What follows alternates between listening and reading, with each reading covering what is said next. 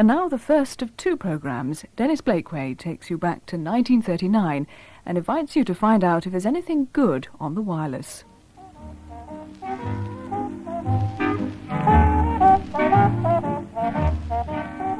Be an angel, Daddy, and switch it off. With pleasure, my dear. Whew, I couldn't bear it. It's quite a good tune, but 7 times in one day really is too often. Oh, I don't know. It's very nice as a background if you keep it turned down. Well, half a tick, I'll see if I can get any foreign stations. There's always a bulletin in English somewhere on the dial. Germany Calling. The story of German propaganda broadcasts to Britain during the Second World War. On this particular night, my brother took up his usual position with his ear against the radio and his fingers on the dial and said, "I'll have a twiddle. We might get a Frenchie somewhere," because you could get Luxembourg quite clearly in those days.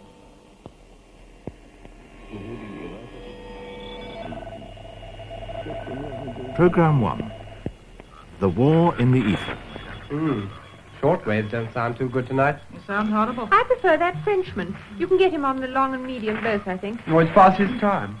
Suddenly, we got this horrible voice coming through in English, loud and clear. Germany calling, Germany calling, Germany calling. Haw Haw.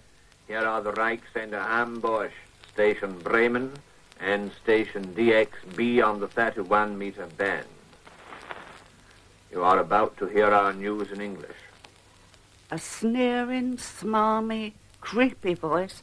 You never heard the like. It was horrible. The diplomatic correspondent of the Italian newspaper Tribuna writes that England and France are spreading false and misleading rumors. It was about an alleged upper-class intentions of English Germany in the accent, Balkans to full create of trouble and vindictive panic pleasure about what in was that going to area, happen which has to so our far country. been kept out of the war. The Italian journalist points out An that the educated United voice, States a very and sort of Germany public are school entirely voice. unfounded, because every German interest favors the maintenance of I was always Balkans. trying to place it Whereas regionally. only England and It France sounded like a kind of middle-class northern accent. This region, which is so important for German supplies. It was measured, it One would was describe well it as a delivered. height of cynicism. The message sent by the First Lord To put of it the simply, Admiralty posh, to the captain of the British Posh. destroyer Cossack, which everybody congratulating understands. him on his Not like the silly would-be English gentleman on the box. Just like a natural lecturer, definite, with a posh voice that you were intended to believe, and we did believe, didn't we? We did believe. In the early years of the Second World War, the British radio listener was captured by the enemy. To this day, the voice of William Joyce holds a place in our collective imagination, but his nickname, Lord Haw Haw, implies that he was treated as a harmless figure of fun. The truth is far different. From the outbreak of war in 1939 to the Blitz in the autumn of 1940, his broadcasts frightened and angered the authorities. By January 1940, 6 million people tuned in regularly to hear the voice of Haw Haw on German news bulletins. The BBC's historian, Asa Briggs, points out that the initial success of German radio owed much to the BBC itself. It put on the dreariest programmes imaginable. They really bored people. They consisted of short news bulletins, not telling you anything, of very, very large numbers of public announcements, as many as an hour's worth of public announcements at a time, of incessant playing of the cinema organ by Sandy McPherson, of virtually no humorous programmes of any kind, no serious music, very, very heavy fare.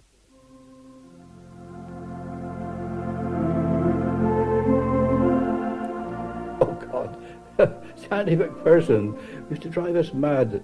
Almost every opportunity you heard this wretched man with his infernal organ groaning away. In 1939, Eric Westman was a 15-year-old schoolboy living in a small Somerset village. In Leicestershire, another schoolboy radio buff, Frank Loxley, remembers the tedium of the BBC's output. And his music was always tremendously soporific. He would be playing things like lullabies and traumerei and so on. Closing of places of entertainment. All cinemas, theatres, and other places of entertainment are to be closed immediately until further notice. They are being closed because if they were hit by a bomb, large numbers would be killed or injured. So this is just an alternation between grim news bulletins and this tremendously slow, soporific music. So it was no surprise that people tuned into Germany. Oh, no surprise.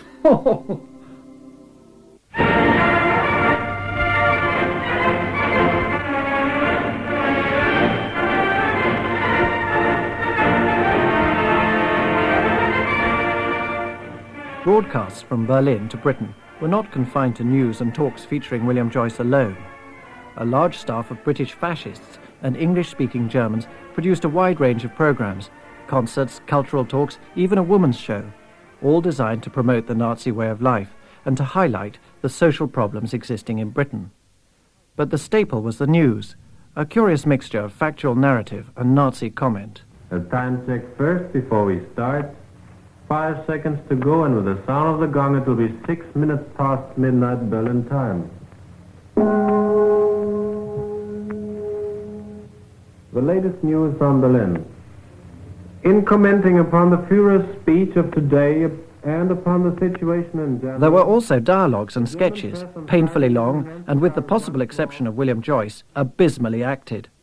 This one, recorded in March 1940, depicts an imaginary scene in the Ministry of Information in London. Good morning, gentlemen. Good morning. Good morning, Rogers. Good morning, Mr. Brown. I'm so pleased to see you. What can I do for you, gentlemen?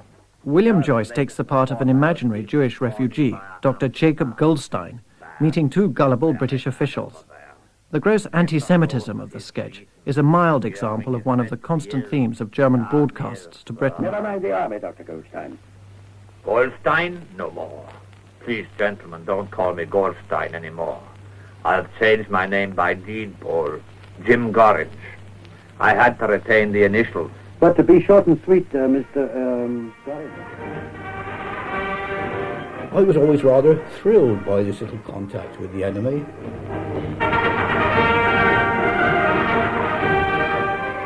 We lived such simple, narrow lives in those days. Anything foreign was mysterious and wonderful and romantic to us. Die Ansprache des Reichsmarschalls Hermann Göring an die deutsche Wehrmacht verzögert sich einige Minuten. We were a little bit fearful, perhaps sitting in our homes in the complete darkness outside. Sometimes we'd hear German planes go over. There was always the fear of something dropping out of the sky through the darkness on us. In December 1939, a worried anti-aircraft commander wrote to the force's adjutant general, complaining about the subversive effect of Haw Haw. The nightly broadcast, he said, is most insidious and is nothing more or less than an attempt to foment a social revolution. The nub of the problem, in his view, was that the BBC hadn't found a voice with the right mass appeal. There are a large number of very talented men, he suggested, who every Sunday take up their positions at Hyde Park Corner and speak on all sorts of strange subjects. These gentlemen are worth a guinea a minute to listen to. They have lovely common voices, and they do know their stuff. It was not only the generals of the anti-aircraft command or other bits of the army who were complaining in the spring of 1940, it was employers also. And there's a very interesting letter here from an employer writing from Leeds, in which he says, I refer to the most serious and pernicious effects, the nightly insidious semi-truths coupled with lying in the most ingenious and subtle manner that the Haw Haw broadcasts are having amongst the working classes in this part of the country, particularly their women folk. As manager to a very large firm in this city, employing over 600 hands and with over 40 years close contact with the working classes, I'm appalled at the accumulating and increasing interest taken by them in this swine's broadcasts. Even my own maids and charwomen are becoming tainted. We are not surprised to learn that panic and confusion are hourly gaining ground in Britain. The only wonder is that the people of this doomed island took so long to realize the nature of the position into which their politicians had led them. But now realization seems to have come with a vengeance. The rich, the wealthy, the plutocratic caste are now seeking safety in flight. A flood of affluent refugees. He goes on to say, and it's a very powerful phrase, that hellish yeast was being produced at work in the towns and cities of our country.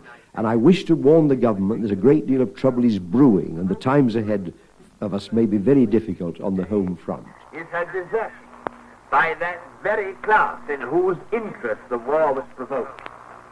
As true internationalists, they use England for their own purposes.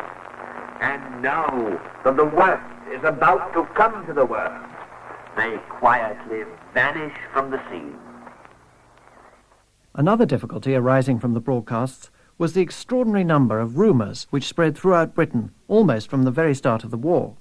Haw Haw, it seems, had superhuman powers.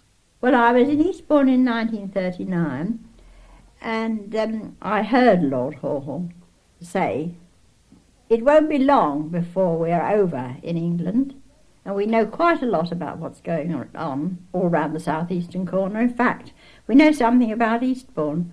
We know that your clock on the town hall is 5 minutes slow this week." So I presume they had their spies over here. Did you distinctly remember hearing that? Distinctly, it stayed with me all that time. It's one of the things. There are a lot of other things that stuck in my memory, but that is a distinct thing that I remember. Then you'd have a voice break in and saying, "Germany calling, this is Germany calling," and then he would start telling us. Meanwhile, in Hertfordshire, Haw Haw had designs on a factory which produced a well-known breakfast cereal. He said, "Oh, and we know all about the shredded wheat in Welwyn Garden City. We do not intend to bomb the shredded wheat because we shall need that after the war." Welwyn Garden City, shredded wheat, you know, couldn't believe it at first, and we didn't like shredded wheat. So we said, as soon as he said that, "You can have it, we don't like it."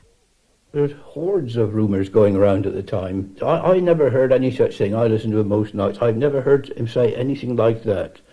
I suppose there's something like the modern folk legends. And another typical version would be that Haw Haw had broadcast that the town hall clock at Eastbourne or some such place was 10 minutes slow, and so it was. I never heard him say anything of the sort. If Haw Haw was said to know about the clock at Eastbourne, he was equally well informed about the clock on Fareham Village Church, or any other prominent public clock for that matter. Partly to try to stop the rumours, and partly to find out just what the Germans were saying, the government asked the BBC to establish a monitoring service. Its purpose was to listen to and transcribe as much of the German output as possible. The monitors, like Vladimir Rubinstein and Lorna Swire, have their own views on Haw Haw's knowledge of English village clocks. Rubbish. Rubbish, that's just typical. And he never said anything like that. He wouldn't have demeaned himself to talk about Fareham Village Church. Nonsense. That's typical, you see. Now, I don't think in all the time that he broadcast he ever mentioned any specific objective. He did occasionally say, "Well, it's the Ark Royal," you know, things like that. But I asked the people who'd monitored him before I got there, and they said the same thing. It was absolutely clear to anybody who really studied, I think, the material carefully, that it was largely based on newspaper reports, which had been gathered, I mean, obviously forwarded from this country to, say, Lisbon or Stockholm, and then sent on to Germany. Because after all, you must remember, there was also the local press. If you took a local paper and extracted information from it, you could, in your talks, introduce certain facts which make everything seem extremely plausible. Could it be that German radio would actually reveal specific Luftwaffe targets in advance?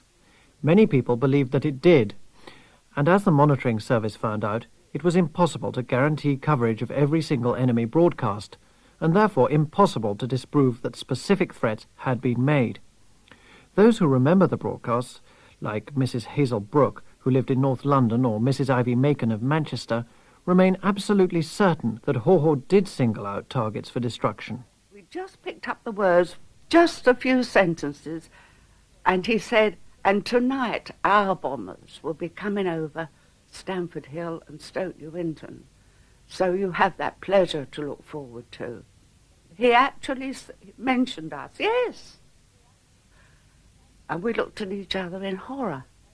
And sure enough, They came that night and they smashed into Stamford Hill.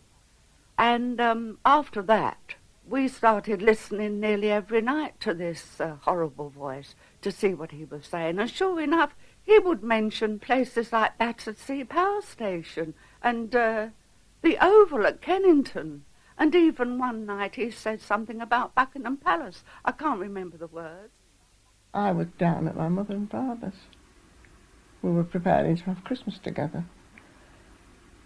My parents still had this fish and chip business just off Stretford Road. So, of course, we were in the thick of it, really. And, of course, we always had the radio on. Everybody had the radio on all the time during the war. And this came through, I remember, on the 6 o'clock news, take your last look at Stretford Road, because tomorrow it will be gone. In such a sneering, positive voice. And after that, various people coming into the shop and discussing this and feeling very, very angry and not believing it, of course, not believing it could happen. Yes, that would be the 21st or 22nd. You'll have your archive somewhere which will know the exact date.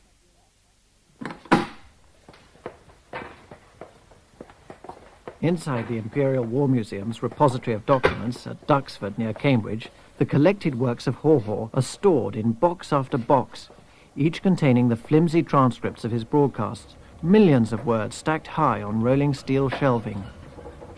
They are a little stiff, but... Germany in German. No, that's not what we're looking for. We're looking for Germany in English. Yes. Right, Germany in English. What period do you require? Well, specifically, we're looking for December 1940. We want to find a broadcast in which William Joyce is said to have said that a street in Manchester was going to be bombed before it actually was bombed. 9th of December to 30th of December? That would be right, yes. Here we go.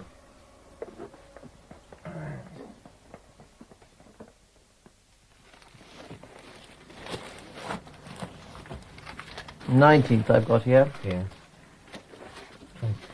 21st.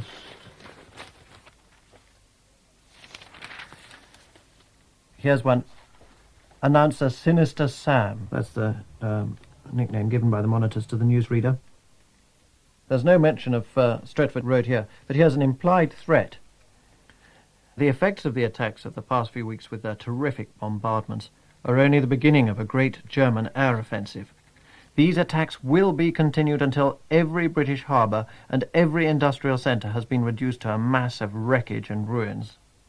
So there is a general threat there, but not as a threat to specific towns or places or times where bombings will occur. Yes, here's one from the 27th, referring to a raid in Manchester on the 23rd. Oh, yes. Well, that's the very raid which Mrs. Macon refers to, isn't it?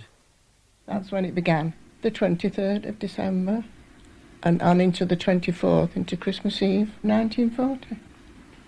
All hell let loose. My parents' premises were demolished and my brother was killed. And next door was a little sweet shop and the babies were buried. It was horrible. Horrible.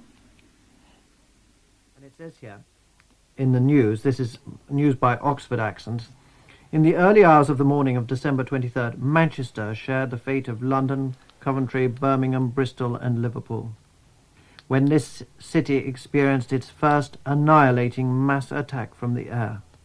A German airman who took part in the attack has stated that on the approach flight he was guided by a telltale glow which was visible when he was still an hour's flying away from the town. Then the pilot went on, despite the fact that British anti-aircraft batteries made desperate attempts to avert the disaster. We dropped our bombs, he said, with great precision. It was a grandiose but terrible spectacle.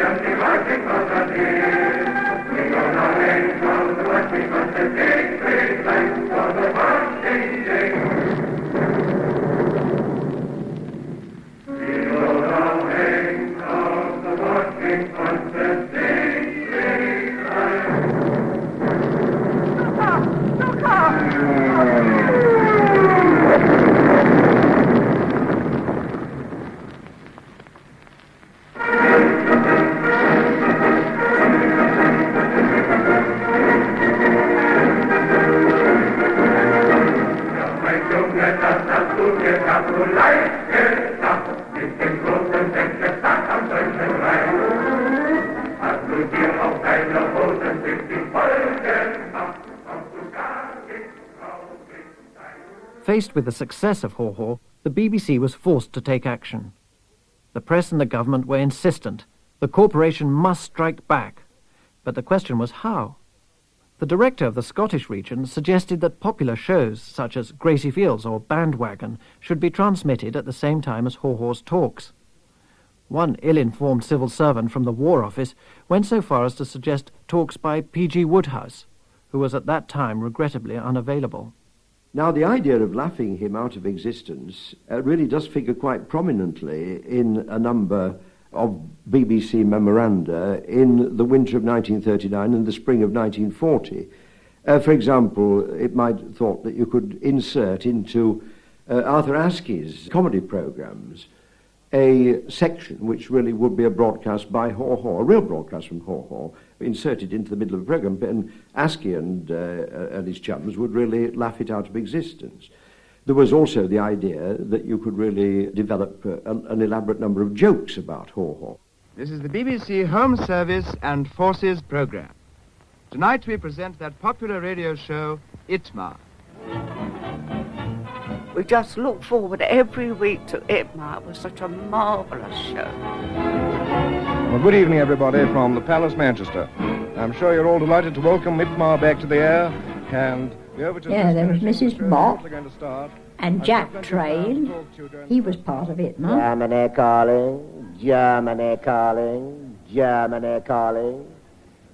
People of Manchester, ask your local member of Parliament, where is Flatiron Market?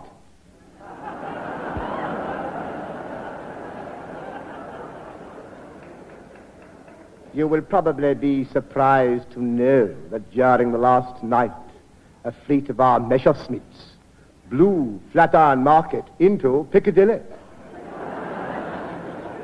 Of the 26 planes that went over, 28 returned safely. But there were some people who didn't think that he was a joke, and probably they were the more important people, and they felt that there should be a reply to Haw Haw. And so there were different ideas also then about what form the reply should take. Some people felt that the best thing to do was to put on somebody who could talk about the way in which English society to some extent worked and how we didn't like propaganda, and who would really have been able to put forward a very logical set of statements in reply to what seemed to be rational ideas being put out by Haw Haw. Suspicion among us. To do this, the Nazi broadcasters adopt all sorts of tricks. The number of these tricks is, of course, enormous. Programs like The Voice of the Nazi rather ponderously attempted to demonstrate the propaganda tactics used by Haw Haw. The first trick is to refer repeatedly to things like bacon and butter shortage, blackout inconveniences and dangers, evacuation difficulties, and all the other hardships of wartime, especially those that directly affect women, for it's women that this trick is specially aimed at. Funny. Mother gets quite angry if I dare to tune in anything outside the home service. I say, while she's out of the room, let's see if Lord Haw Haw's still on the air. You don't hear so much about him nowadays. In a feature series called The War in the Ether, dramatized scenes showed how a typical family, father, mother, Bill and Mary, reacted to the enemy voice in their living room. But now they will get the war which they desired to its bitter end. With the cocoa. William, I can't think why you listen to that dreadful person. Well, it's good entertainment, or once in a while. As good as music hall. Well, I'm like Mother. He makes me furious. It's funny. I've noticed he generally makes women very angry. A man has a different outlook from a woman. He's interested to see what sort of a performance the other side's putting up. Personally, I don't think these foreign propaganda broadcasts make a ha'porth of difference. I don't agree. I think they're terribly serious. Well, I'm inclined to think Mother's right. They're terribly serious. I still don't think they make And I am wondering why the usual technique of British propaganda has on this occasion gone wrong. Some pundit of the British Broadcasting Corporation had the calm assurance to deliver the day before yesterday a military appreciation in which he said that the British tactics were not to be criticized. Of course not. Who could be so unkind In the hour of need, the BBC did find an authentic voice to speak for Britain, a voice whose regular talks had none of the condescending manner which had characterised so many of the earlier broadcasts during the phony war. The other night, here in London, I did something I hadn't done for many months. I went to a cinema. It was showing an American comic film, which I enjoyed for what it was worth, but when it had been running about an J.B. hour... Priestley had every quality, I think, which made him the right person to do the postscripts in 1940. For one thing, he did have very strong views about British society. He felt that there was something wrong with it. And he was prepared to talk not only about British society as it was, but about British society as it might be. And that feeling of hope which he engendered about what might happen after the end of the war was really a powerful element in Priestley right from the very start. Thirdly, he had a perfect Yorkshire voice, a Bradfordian voice, very rounded voice, because it was a voice of somebody who was thought of as being a man of the people, who sprang from below and was not a creature appointed from above. And he also picked on themes which really were themes that appealed to ordinary people. When he talked, for example, after Dunkirk about the little boats, it was a really gripping talk. We've known them and laughed at them, these fussy little steamers, all our lives. We've watched them load and unload their crowds of holiday passengers, the gents full of high spirits and bottled beer, the ladies eating pork pies, the children sticky with peppermint rock. They seem to belong to the same ridiculous holiday world as Pierrots and piers, sandcastles, ham and egg teas, palmists, automatic machines, and crowded, sweating promenades. But they were called out of that world. Yes, these Brighton belles and Brighton queens left that innocent, foolish world of theirs to sail into the inferno to rescue our soldiers. As the bloody and battered fragments of what was once the British Expeditionary Force drift back in wreckage to the shores of England, it is not impossible that the public will turn savagely upon the men who have so cruelly and unscrupulously deceived it. Churchill and his confederates are acting on the assumption that the opinion of the British people... As Haw Haw's broadcast celebrated Germany's victories in Europe and Britain faced the prospect of Nazi invasion, William Joyce's hold over the listener started to wane. He was a victim of Germany's success. Faced with the reality of war and the possibility of defeat, the audience on the home front could no longer stomach Haw Haw's sneering and crowing. The rumours diminished. Haw Haw and his colleagues were forced to find more devious ways of capturing the British audience. Regular listeners to our program, when they hear this tune, will know that it announces an original contribution from one of your own ranks. One of the boys who 2 years ago went through the hell of Dieppe found time in the comparative comfort of his stalag to compose this poem entitled Dieppe, 19th of August, 1942. Taking part in The War in the Ether were Asa Briggs, Richard Bright, Hazel Brooke, Phyllis King, Daphne Leet, Frank Loxley, Ivy Makin, Vladimir Rubinstein, Lorna Swire, and Eric Westman. Germany Calling is written and presented by Dennis Blakeway and produced by Nigel Atchison. In thanking you for your attention, I would remind you that our next transmission of News in English takes place at 9:15 Greenwich Mean Time and will be given from the Reichsender Hamburg, Station Bremen, and Station DXB. Presently, you will hear our usual Sunday evening service in Gaelic from the stations Hamburg, Bremen, and DJA of the 31-meter band. And now, Germany Calling. Dennis Blakeway presents the second of two programmes on German propaganda broadcasting in World War II, The Voice of the Nazi. This evening, I am talking to you about Germany. That is a concept that many of you may have failed to understand. Let me tell you that here we have a united people who are modest in their wishes. All they want is to live their own simple lives, undisturbed by outside influences. On the 30th of April 1945, William Joyce made his final drunken broadcast to Britain. For 6 years his voice had dominated Germany's radio propaganda in English. Joyce's nickname, Lord Haw Haw, was coined before he ever uttered a word on the airwaves. It was the creation of a journalist, Jonah Barrington. In September 1939, Barrington referred in the Daily Express to the Haw Haw, damn it, get out of my way voice, which was then broadcasting in English from Germany. 4 days later he described the same voice as belonging to Lord Haw Haw. William Joyce himself did not come to the microphone for another 2 weeks. There are 2 candidates for the dubious honour of being the first Lord Haw Haw. Norman Bailey Stewart is one. Bailey Stewart was an ardent Nazi and the first British traitor to broadcast from Berlin. In his autobiography, he denies the title and points the finger instead at a charming German Anglophile, a man who, he said, drove high-powered sports cars, spoke English with an aristocratic voice, and always ended his broadcasts with the amiable expression, hearty cheerios. Wolf Mittler. I think what he said was that I had a pretty good way with women or something like that, which I thought rather amusing.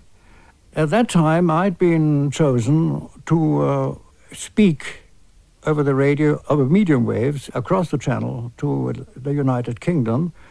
And it can't have been more than 5 or 6 times, because I remember quite distinctly that these 2 chaps, Stewart and Joyce, popped up and relieved me of the job. When you made those very early broadcasts 5 or 6 times over the medium wave, what sort of broadcasts were they? Well, it was the usual business that Churchill was a complete fool, and that the British were fighting for a lost cause. To be quite honest, Dennis, it was such utter rubbish that I really can't remember what it was. The solution to the problem of the first Haw Haw may lie with another witness, James Clark, a broadcasting colleague of Herr Mittler. My belief is that he was the voice that Jonah Barrington heard and dubbed Lord Haw Haw, because he was a bit sort of Lord Haw Haw. I mean, he spoke very good, rather public school, affected sort of English, very fluently. William Joyce, of course, was not remotely like that. He was not the sort of Bertie Wooster, which Wolf Mittler was. Despite being only 16 in 1939, James Clark was a fervent National Socialist. He convinced his mother that he should be sent to school in Berlin. His mother, Mrs. Frances Eckersley, agreed, and at the outbreak of war they both decided to stay in Germany. They joined a sizable group of British fascists who, along with William Joyce, had decided that their loyalties lay not with their own country, but with Hitler in Germany. Both mother and son soon found work in broadcasting. It was very cheerful, because we were a lot of foreigners together. And for the first months, the first year I was there, leaving aside the question of what one might feel about the news that one was reading, it was good. The British, of course, have a kind of charmed existence to Germans. As far as I was aware, they were very pleased to have genuine Britons there.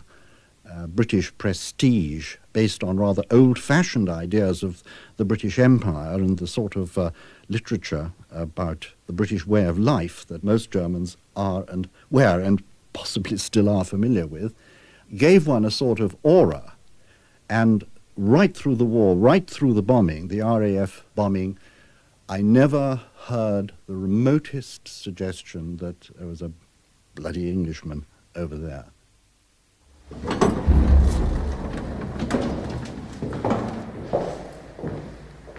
Another wartime broadcaster, Dr. Richard Kupsch, lives alone on the 10th floor of a senior citizens' block of flats in Berlin. Hello, Dennis. Very good to meet you. It's a small place, but it's enough for me. Now, would you draw this chair up somewhere? Richard Kupsch had Anglo-Irish connections on his mother's side, but his father was German.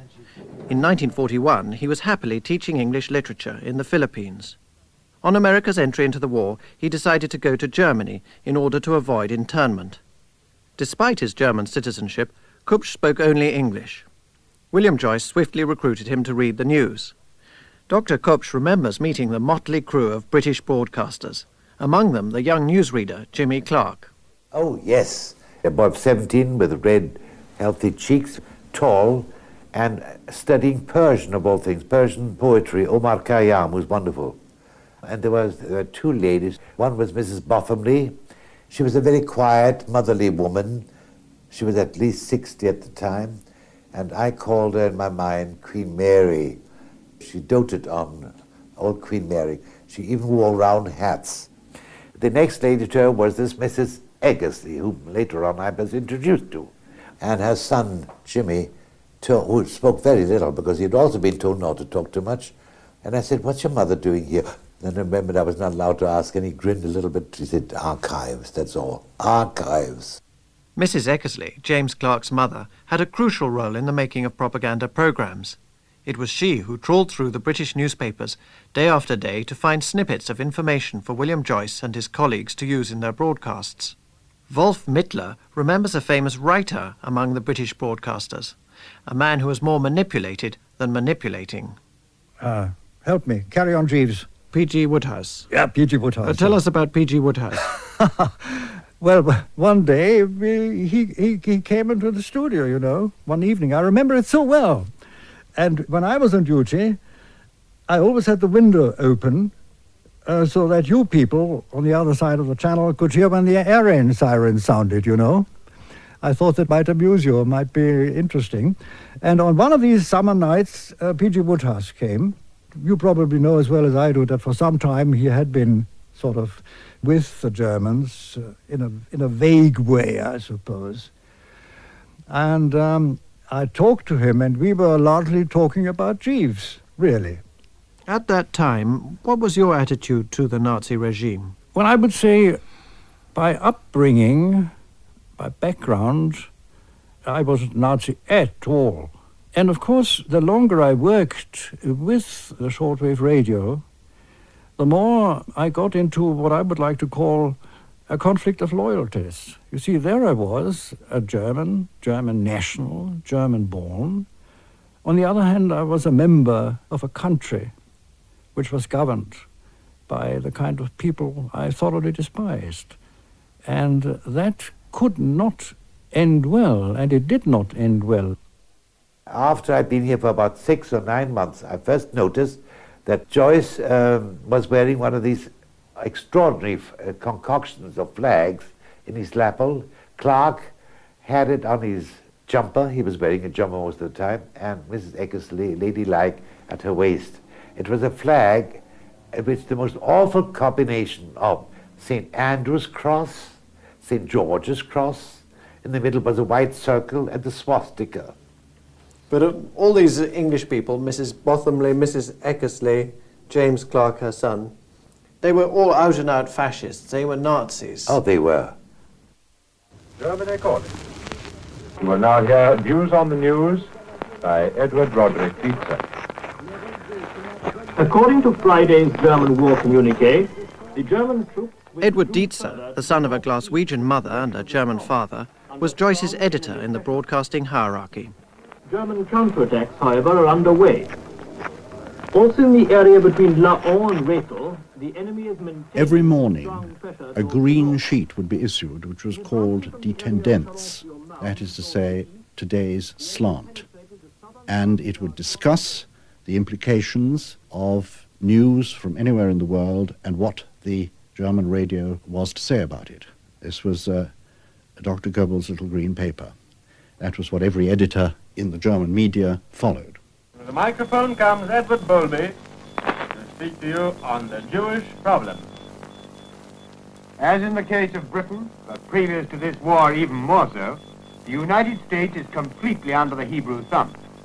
The so-called wise men of Washington, or brain trust of the president, are all Jews. This trust consists of Henry Morgenthau... When one looks back now and reads or listens to the German broadcasts in English, One of the things which is really truly nauseating is the anti-Semitic tone of the broadcasts written down by Joyce or by others. Were you aware then of the hideous anti-Semitism, or were you in some ways endorsing that anti-Semitism?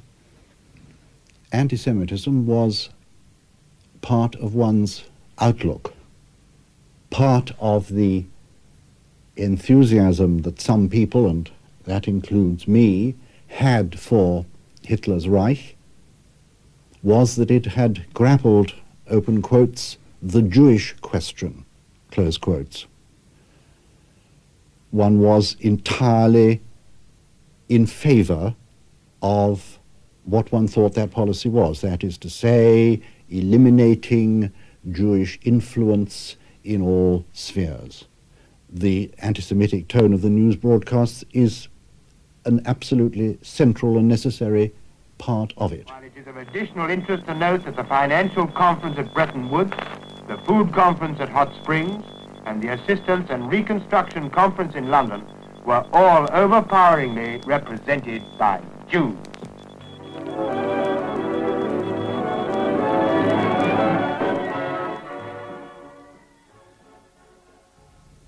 What do I think? There's no way that anybody after World War II could endorse that kind of attitude. You see, in the early part, when I was fully dedicated, I used to pray. I used to pray for victory the way the Führer wants it. And what God didn't tell me was what the Führer really wanted. Which was what? The physical destruction of the Jews. Ich war schon hier, wir sind mit Frau Weidemann verabredet, ja. Zimmer 73, wir werden eine Aufnahme hier machen, ja?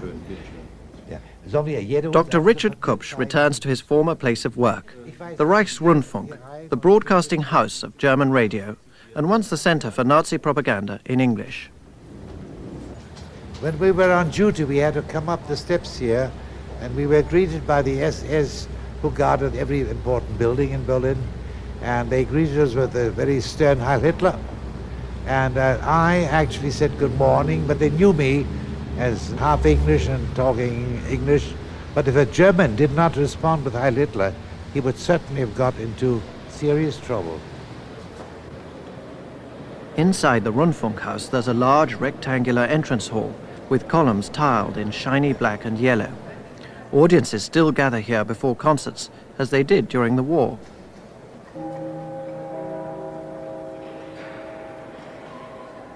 The whole development and expansion of power of the German Reich was presented to the people in the home front as a kind of musical drama. It wasn't just news. It wasn't just a war being fought. It was a performance, a huge performance. And one curious moment early in 1941, when I was wandering around the corridors of the Funkhaus, I passed one of the entrances to the concert hall and I heard big symphonic music going on in there. So I went in and there was the massed orchestra, and they kept on running through a tremendous upbeat fanfare.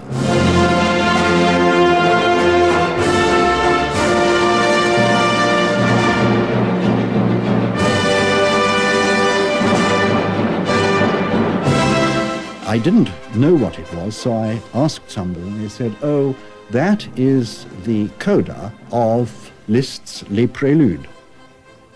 On the 22nd of June, when the Germans crossed the Soviet border, it was announced with precisely this piece of music. So a couple of months before, they were not only massing the panzer divisions, they were rehearsing the tune to go with it.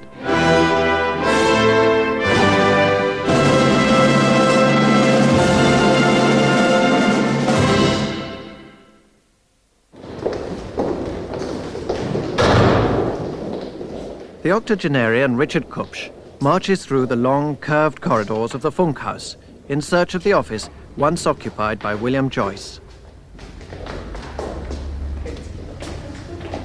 I never got close to him, since he found out that I was no member of the party and that I did not want to belong. And he got colder and brusque with me, more and more brusque. He wasn't very tall. He was medium height. He was short and very muscular and extremely hyped up. He had a striking face, this dramatic scar across his left cheek from ear to mouth. He was extremely energetic, almost twitchy. He would throw back his head to talk, he would shut his eyes, and he would intone. Yes. These are the studios where we broadcast, and when the bombs began to fall more and more, we were given special microphones so that the listeners could not hear the bombs falling around us. But we could, and it took us extra courage to talk quite normally when it went boom, boom, boom. Hello, listeners, this is Germany calling, Germany calling. Vroom. Can I look in there? Mr. Joyce, there was one room which led to another room. He always said, please knock before you come in. Yes. This was the small room. Desk was facing the door. Yes, this is it. You see, I told you he had a set of rooms only for him. And we had to always knock at the door. Bitte klopfen. On the whole, it is amazing to think of the changes that have come over Europe since that day, not 2 months ago, when the British Navy set out to land troops in Norway. It was quite impossible to enter into any reasonable sort of conversation with him because he wasn't open to argument at all. He just said what he wrote and he wrote what he said, and that was that. It's not a little amusing to think of the trumpetings and flourishings with which Churchill became Prime Minister of Britain. He was the man to frighten Hitler. He was the providential leader who was going to lead Britain to victory. Look at him today. Unclean and miserable figure that he is. It's rather a kind of Hyde Park Corner style, jeering and lowering your opponent. The might of National Socialist Germany at naught. The old world is tumbling about the ears of the reaction. I didn't hang about to hear him. I wanted to get off and have a cup of coffee. But when I did, it seemed to me that he would be putting everybody's backs up. And that didn't seem to make any sense. But thanks to God and the Führer, it is not Germany that is confronted with destruction today.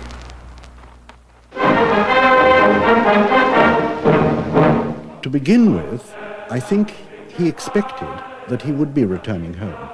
And I remember one evening in those relatively unworried days, early 1940 or late 1940, he said to me, "Well, Jim, a year from now, we will be eating as the guests of a grateful nation." So I think at that time, he still thought that there would be peace and that he would have a role to play in British political life.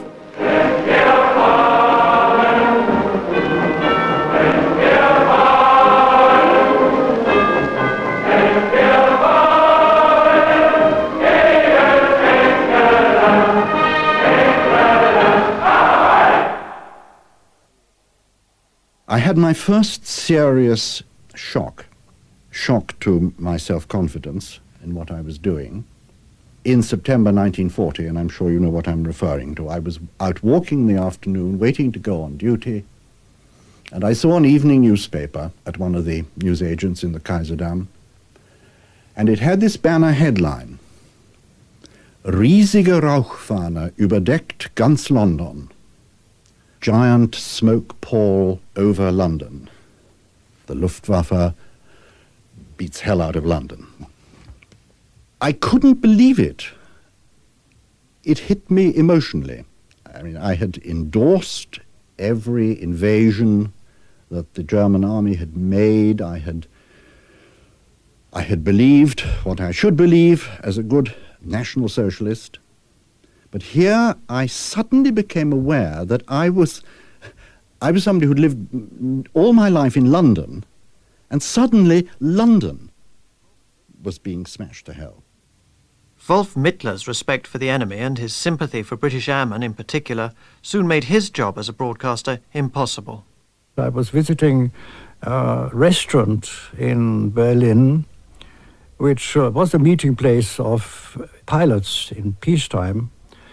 And I joined some officers there, German Air Force officers, whom I had known from the days when they were still serving with Lufthansa, the German private airline.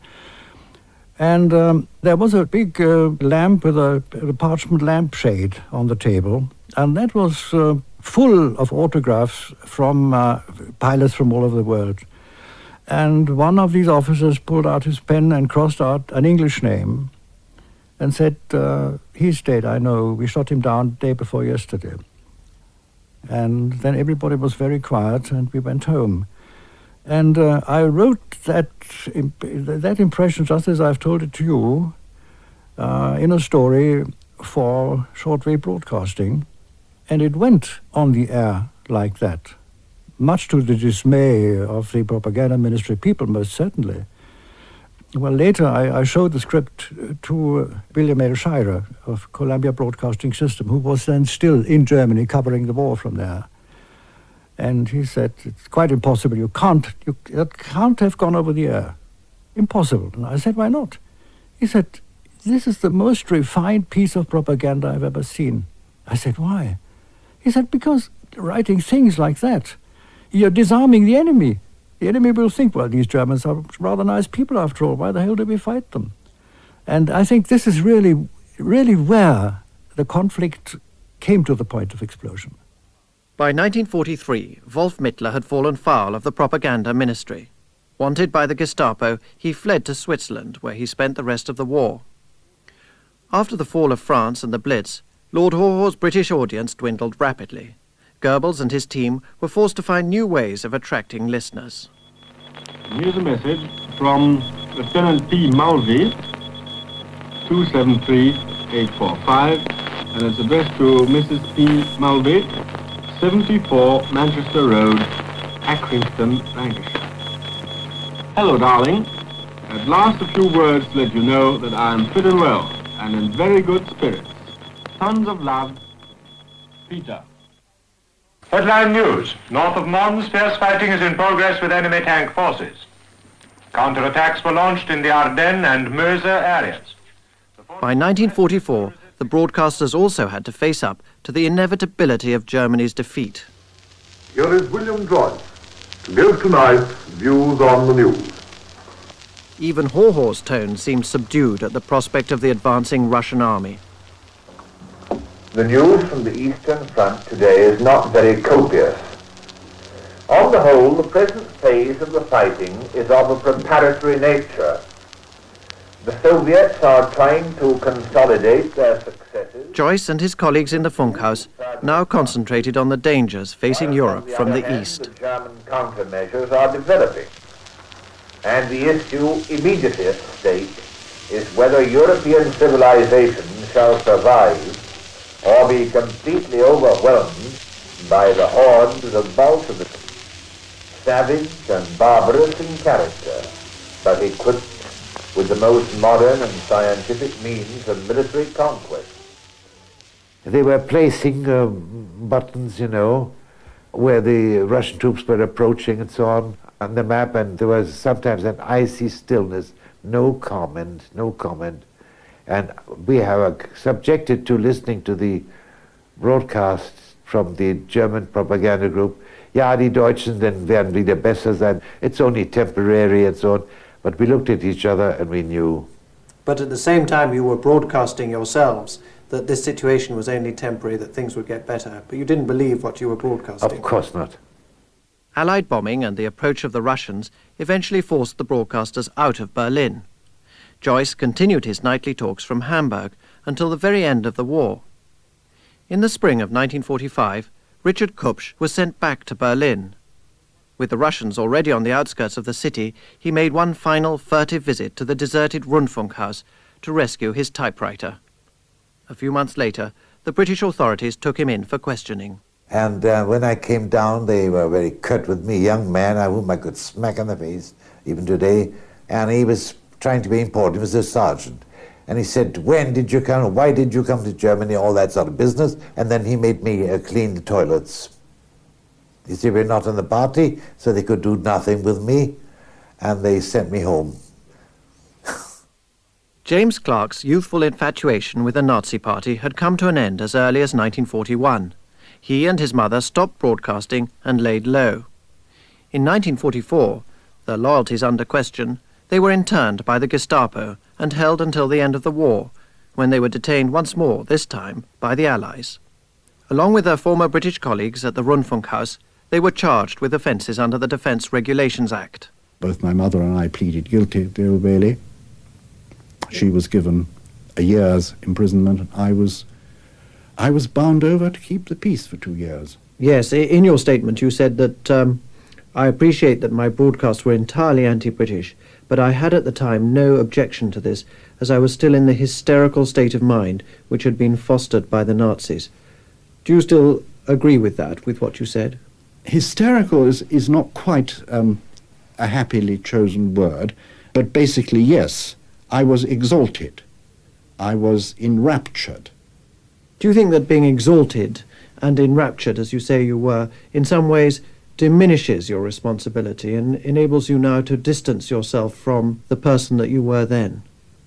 No, it doesn't diminish my responsibility. It depends what angle of responsibility you choose.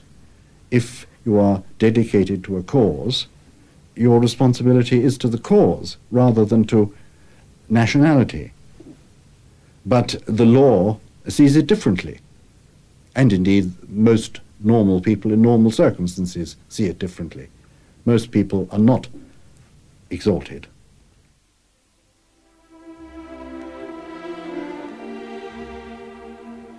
Germany calling for the last time from Station Hamburg. And tonight you will not hear views on the news by William Joyce. For Mr. Joyce, Lord Haw Haw to most of us in Britain, has been most unfortunately interrupted in his broadcasting career. And in his place, this is the BBC, calling all the long-suffering listeners in Britain who for 6 years have had to put up with the acid tones of Mr. Joyce, speaking over the same wavelength that I'm using to talk to you now. Joyce's own fate is well known. He was taken to Britain and tried on a charge of treason. Technically, he was an American citizen, but the Attorney General argued that he had enveloped himself in the Union Jack. The judges agreed. William Joyce was hanged at Wandsworth Prison on January the 3rd, 1946.